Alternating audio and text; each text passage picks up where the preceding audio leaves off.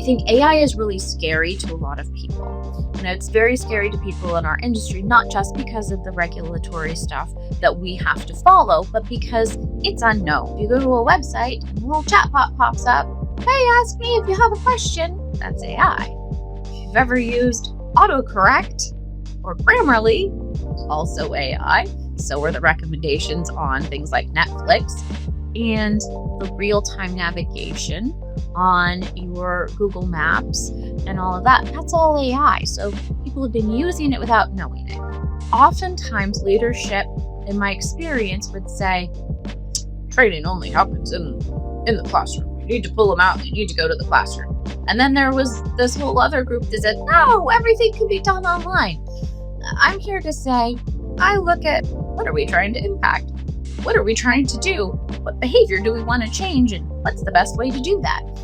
Maybe we need them to fill out this thing in the computer system a little bit differently. So maybe it's a pop-up. Welcome back to Learning Matters. I'm Doug Wooldridge, your host, and today I'm very excited to be speaking with our guest. She has helped shape impactful learning experiences to support individual employee growth and organization performance. She concentrates on designing and delivering initiatives to build necessary skills and foster confidence. Her writing has been featured in publications like Manage HR and CXO Insights, and she's Director of Learning and Development at Brown & Brown. Heather Torres, welcome to the show. Thank you. It's lovely to be here. Thank you. As always, we'll be discussing the latest and greatest developments in the world of learning and development.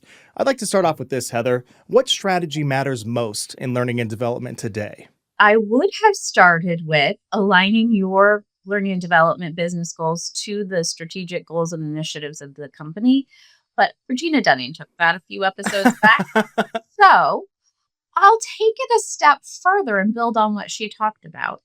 And that's, we have to improve our ROI, right? And we need to report back to leadership, but making sure that that is focused on the business goals and business strategies. So not reporting out, hey, we had this many people and this many hours of training, wah.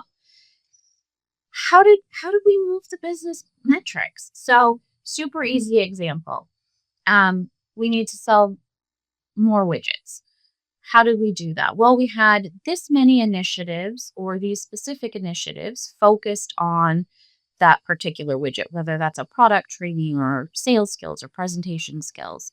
And we had this number of people go through that. And then we tracked their sales afterward. And they had 30% increase in their sales or whatever that metric is for your company versus the people that didn't go through it had a standard of 10% increase. Being able to give those metrics specific to those business goals, whether it's selling a widget, customer retention, reducing call center times, improved safety, whatever it is, you're showing the business that you truly are helping and that you're improving things that are important to them. You're speaking in a language that your leaders can understand and appreciate. You're showing the value of what you're doing. And now you're no longer a cost center. You're actually a business driver. And that's important because we all know what happens when times get tough, costs get cut. And so if you're a business driver, you're probably a lot safer and you can do a lot more to impact your company than if you're just viewed as a cost center. I think that's an incredible way to look at it. And I imagine that as technology advances, the ability to collate data and be able to present it in a much more diverse and specific way in certain aspects can be much more helpful. Do you find that there are any tools that you guys use that really help you analyze the data that you're getting to really showcase that ROI? Yes and no. It depends on the initiative that you're working on, really. You're probably pulling data from a lot of different places. Some of that data, it depends on what you can get access to through your company. Some of that data may need to come from your students themselves. Some of it you might be able to pull from various reports within, but then you do have to review it. So using AI can really be beneficial. AI is great for spotting trends and helping to do all things data because that's what it does is data. So I think use your resources to help streamline that a little bit and ease some of that burden for you. I think that's really helpful and impactful. Has this always been your mindset? So really focusing first on the ROI as well as, aligning the business goals and stuff like that. But has this always been your thought process, or was there like an aha moment that really led you down this path? Growing up, I wanted to either be a teacher or own a business. And I started with the own a business, although I didn't own one, but I helped run businesses. So I came to this position from a business background. And so I really have always, for the most part, had a mindset of what's ownership going to want to see? What are the leaders going to find important? How can I make sure that what I'm doing is impactful and really resonates with them? So I already came to it for the most part with that perspective. I've certainly seen other people talk about it in recent times and kind of scratched my head and thought, isn't that what people were doing all along? Like, I didn't know I was an outsider here. Because those were the numbers that were important to me. I'm not here to just train X amount of people. I personally want to help grow them and develop them and propel our business forward. So for me, that was just a natural part of it. Do you have like a example of maybe some of your biggest application for this type of strategy? So we did a pilot test a couple of years ago of a particular sales course. We took some new salespeople, so they weren't new to sales, but they were new to our company. We brought them together for 3 days, and we did sort of a level set of the capabilities that our company has and how they can help their customers. And we weren't really sure if this was going to resonate. Everybody had a great time, but smile sheets in my book don't really tell you the story. I'm happy that you were happy, but sometimes even when you're not happy, you learn more. So we went back 6 months and 12 months later and asked them for information about how they've applied this information going forward. What did you find was most useful? What did you apply? Check the boxes for all of these things. And because this was sales, we asked them about the sales. So did you have new sales as a result of this? Check the boxes for the things that were in this particular series that you used in acquiring new business. And then tell us the story of a new account that you brought on. And so we did 2 different sessions of it. And we had roughly 25 people in each. We had about a third of the people that actually responded to the surveys. And in looking at their sales, we had a 7x and an 11x ROI on those, just based on the data that those teammates provided for one sale that they brought on because of this. But to have a third of your people give one case study, and it just blew our numbers out of the water of anything I could have ever hoped for. Like, wow, that was really impactful. So to go to leadership and say, I'm astounded. Look at how well this did. And we were taking a guess on how well this was going to be received. And for these people who were already experienced, were we really giving them what they needed? Well, apparently we really were. How do you deal with, let's say a business doesn't have a control group for training? So you don't really have a baseline of folks that didn't take the training to really get that data difference. Yeah, if you don't have a control group, you have to you can use your people as a control. So looking at, and if we're sticking with the theme of sales, because again, this is going to be different based on what you're looking at, but we're talking sales here. So you can look at those salespeople. What were their sales 6 months, a year, 18 months before, and how did that average out versus how does it average out after your course? Now, you do have to really factor in that you're not the only thing that's influencing them. So you can't say 100% of this growth is attributed to this initiative that we had. Some of it is, but there were other outside influences. Do they have a mentor or a coach in the office that's working with them? Was there some sort of a contest? Did the other product or widget get pulled from the market? If you're selling somebody else's product, did the vendor come in and do another training? So there's other things that influence it. So you're never going to have clean 100% data, but you can get pretty close. You can get close enough to say, yeah, we did have a 7x or an 11x increase, and here's what we estimate that to. What top trends are you most excited about coming up in our crazy industry here? There's a couple. One is maybe less of a trend and more of just a general thing, but I'm really excited that learning and development as a department and as a business is being more valued by the companies that we work for. And I find that really exciting. And I think that there's some perpetual motion behind that. I think we're pushing it forward. As learning and development professionals, I think we are presenting ourselves and our case better when we're aligning to the business goals and strategies and how we're talking about things. But I think that builds some momentum within the community to where leaders are saying, oh, it's not just that you're doing really good, but look, maybe this whole thing is bigger. And I think that's amazing. The general dynamic and discussion between return to the office and remote work, I think, has had a really positive, albeit polarizing, no kidding, effect on learning and development. So, the argument, where's the best place to work, has allowed us to come in and have some discussions about where's the best place to educate people and what's the best way to do it. Oftentimes, leadership, in my experience, would say, training only happens in the classroom. You need to pull them out and you need to go to the classroom.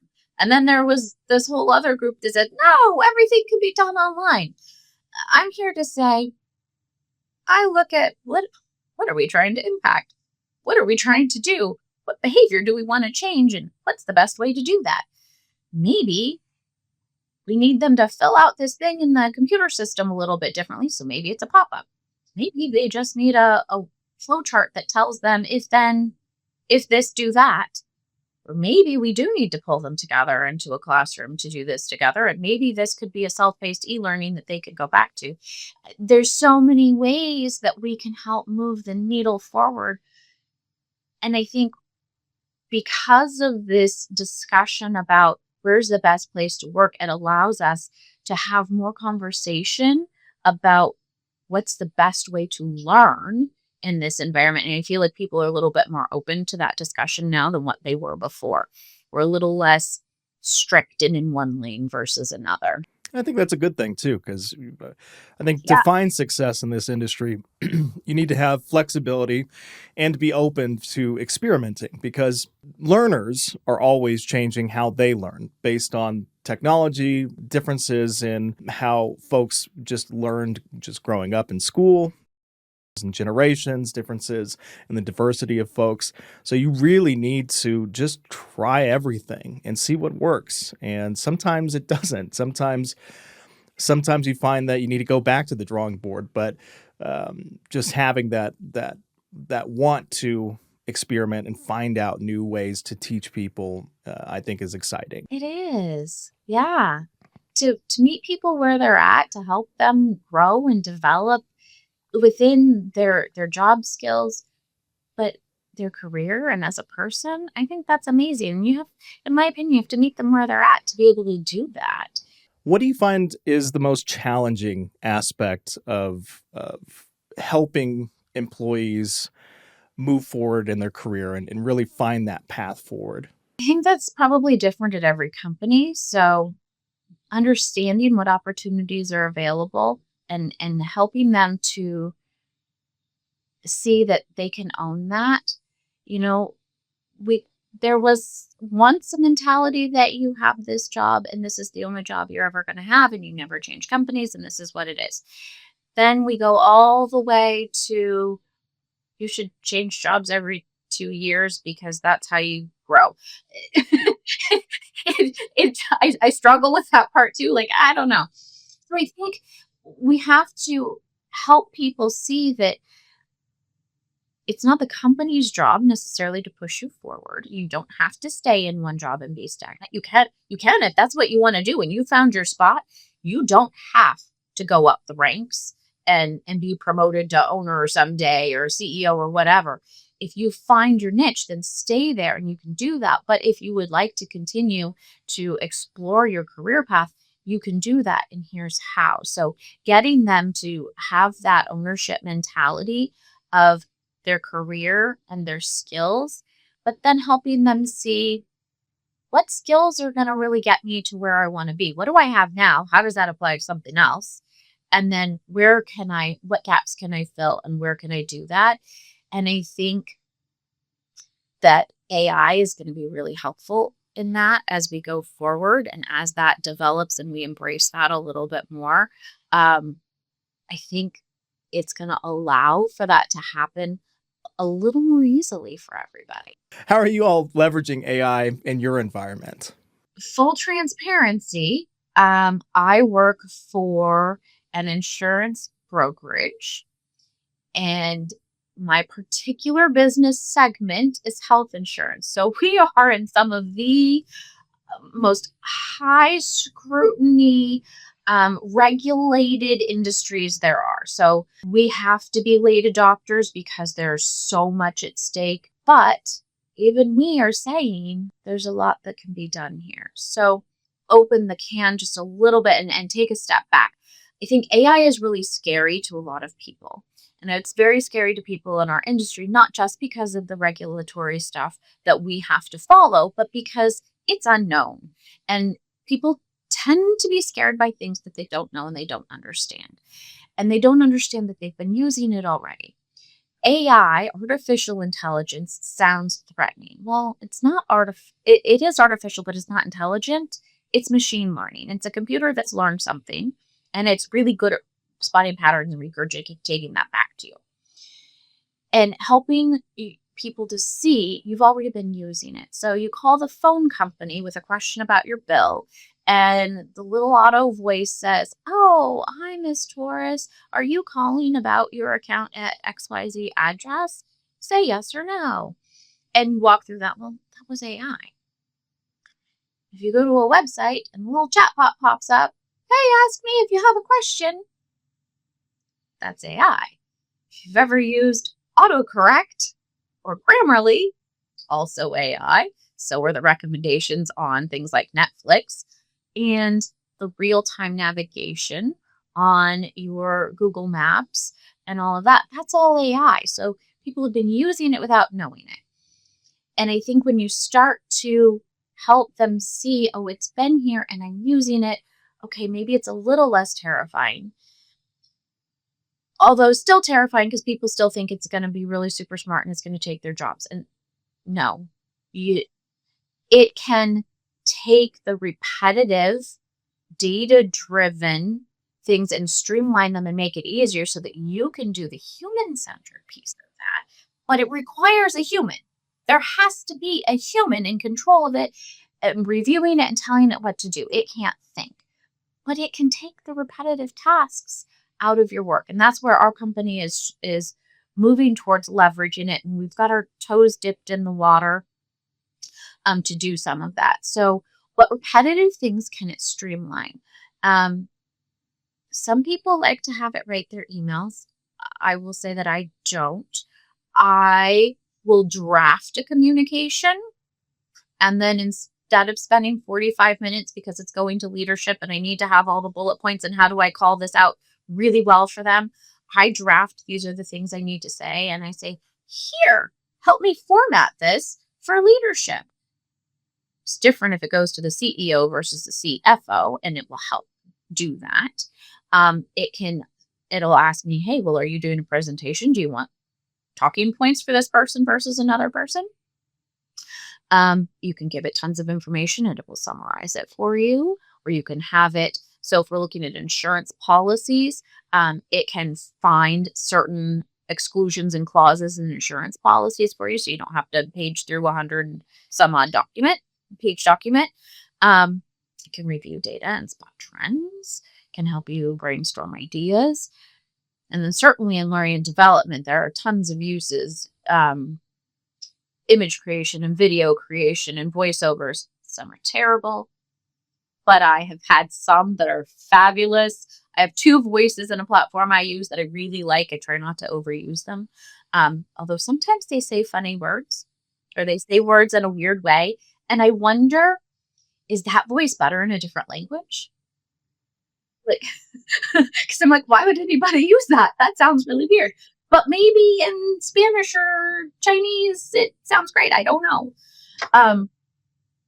But I really think AI can be used to help support us in our work in a way that allows us to do the things that are really human-centered and impactful. And for me anyway, bring me the greatest joy. Do I like data entry? No, it kind of sucks the life out of me. So it can do that for me so that I can do those other really meaningful, more strategic tasks that make me good at my job. Definitely.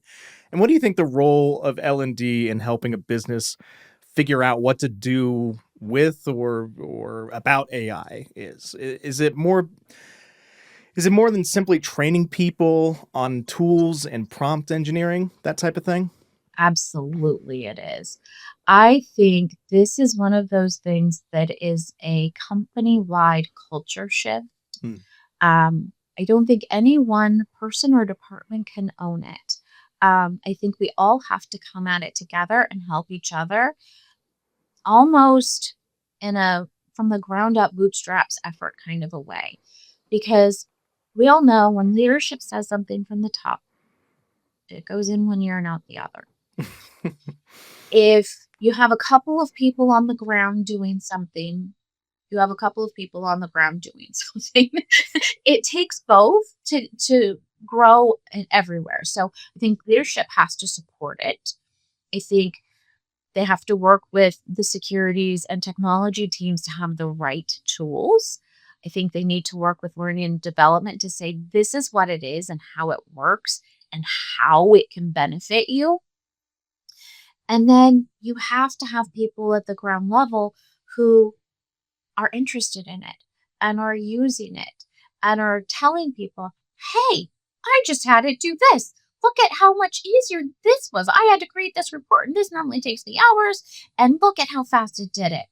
And in showing those real life use cases and getting people in the office to see, oh, well, that was easy. Okay, maybe I can do that.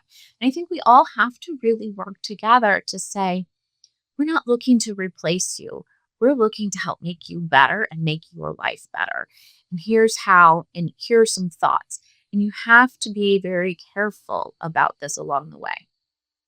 So let me give you an analogy. And this might seem a little far-fetched, but Okay. stay with me here. So I'm with you. I think it was the early 90s or so, my grandmother, who was quite a bit older at the time, her husband had passed a few years before, and she lives in a 2-bedroom house with one phone on the wall in the kitchen and has a very long cord, but she has to run to get the phone when it rings. She has lots of kids. Everybody's calling to check on her and see how she's doing. It's a hassle. And she likes to go outside and she likes to work in her garden. So the family gets together and decides she could really benefit from having a cordless phone. So they were really expensive at the time. The family goes in. I told you, this goes way back. I mean, we're way before cell phones were even thought of. The family pitches in to buy her a cordless phone for Christmas. And she opens it up and everybody's sitting around. They're so excited. Oh, we can't wait to see Grandma's expression. And she opens it up, followed promptly by, what is it going to cost me? So it was an epic flop. And so it sat in a room for a while. And my mom worked on her and worked on her and worked on her and finally convinced her, it's not going to cost you anything. Just let me plug it in. Let me plug it in another room at the other side of your house. And there it sat. And then one day, all of a sudden, we go to visit and Grandma's excited because she got a phone call and she answered it from the other side of the house. She didn't have to run to the kitchen to get the phone. And wow, that's great, Grandma. And then all of a sudden, she's taking it with her to other spots in the house. And then she takes it out to the garden. And all of a sudden, this is the greatest thing that's ever happened because she was scared of it and she didn't understand the use case. And so her mind was closed and she couldn't see how fabulous and how much this was going to help her. And I feel like AI is a little bit of a cordless telephone at Christmas. People are terrified. They don't understand, so they can't see the benefit. You have to go into it with an open mind. Do I think that it's going to take over the world? No. Do I think that it's going to take your jobs? No. Do I think we have to be cautious? Absolutely. Don't just tell it everything about you and don't let it do everything without checking it. But let it assist you. I've heard several people refer to it as an intern. It's there to help you. It's super eager, but it also needs a lot of guidance. So if you think of it as your intern, what kinds of things would you have an intern do? Those are great things to have AI do. And then you go back and check it just like you would an intern. And you do the last little bits, but it can help get you to your end product a little bit faster and offload so that you'll get to do that really strategic work that you're good at. I think that is the exact approach that people need to take with it. And businesses have to be patient with folks as they adopt as well. Just like your family was patient with grandma. It's turned into just kind of something that we throw out there. Oh, that went over like a cordless phone.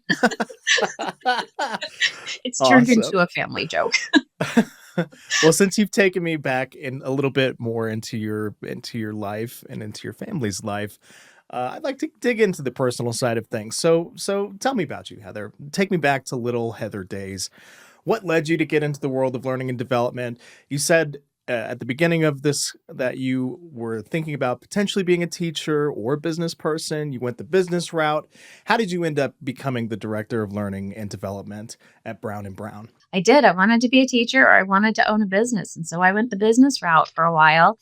And there was some fortuitous or not timing involved, I think, as always happens. I decided, boy, business is kind of rough. And I don't know that I want to be responsible for this many people's lives and livelihoods. And that's a little scary. And it was about 2007. And I decided, I really want to be a teacher. So I went back to school to be a teacher, not knowing what 2008 was going to have in store for us. Oh, no. Yeah. And so I was in school for teaching. And so I'm on the West Coast and the recession kind of moved across the country. I was helping to manage a construction supply company. So about 2010, all construction was stopped. Everything was terrible. I got laid off, which is when I was wrapping up getting my teaching degree. And they were also closing most of the schools in my area. So that didn't happen. And I quickly needed a job that would pay the bills and was looking for something that would be steady and slightly more recession proof. So I ended up by happenstance in health insurance, which if you ever talk to somebody that's in health insurance, they got there by accident. I think in the thousands of people I've met, there've been like 3 that did it on purpose. Most of us get here by accident. So I spent over a decade in the health insurance space, helping businesses that offer health and dental insurance and all of that to their employees and running the department, utilizing the business background. But I really leaned into training my team and I worked with my customers with an educational focus. Like, I want you to understand this. I want you to make an educated decision. And so we've gone through all of this. And then here comes a position for somebody to start a learning and development department for our business segment. And I was like, wait, I think this position was built for me. So I raised my hand and 5 years later, here I am. And lastly, before I get you out of here today, if you could go back in time, let's say 22, just getting out of college and whatnot, what advice would you need to hear? Not really what advice does the younger generation need to hear. They get that enough. But what do you need to hear? I think I needed to hear to have more confidence and faith in myself, because I can do things I don't realize I can do. and that it's okay to toot your own horn a little bit. Like there's outright bragging and showing off. And then there's like, hey, no, I really did this thing and this is kind of important. That's something that growing up, oh no, you don't go around and brag about things. And I think especially as women, we are taught that you need to kind of take a step back and be a little bit more moderate. But in a business world, you can't. Leaders are busy. They have a million things going on. And if you can't come to the table and go, hey, look, I did important thing 1, 2, and 3, and look at this extra fun thing over here that was a really big deal. If you can't say that, they're not going to know about it. So I would tell myself to just have more confidence and to be able to do that. And to find somebody to mentor you. My son, he's 22, and he was talking about he didn't want to work for this company that he really liked because that guy can't really mentor him in the way he wants to. And I'm like, oh my gosh, if I had thought about finding somebody to mentor me at 22, the things I could have accomplished, it's just a whole different mindset. I leaned into people that I really agreed with and liked the way they worked, and I wanted to emulate them, but I didn't really look for a mentor. I think that would be a really big deal too. Yeah, I think mentorship is incredibly important, especially at a young age.